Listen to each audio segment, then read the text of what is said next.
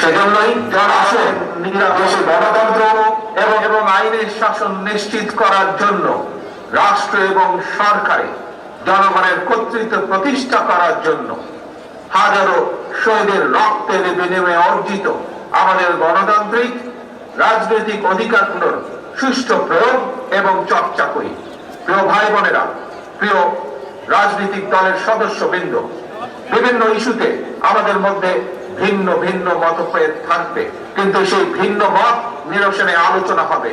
তবে জাতীয় ইস্যুতে গণতন্ত্রের পক্ষের রাজনৈতিক দলগুলোর মধ্যে যাতে মুখ দেখাদেখি বন্ধ না হয়, সেই লক্ষ্যে জাতীয় স্বার্থে আমাদের সকলকে ঐক্যবদ্ধ থাকা প্রয়োজন এবং প্রয়োজন।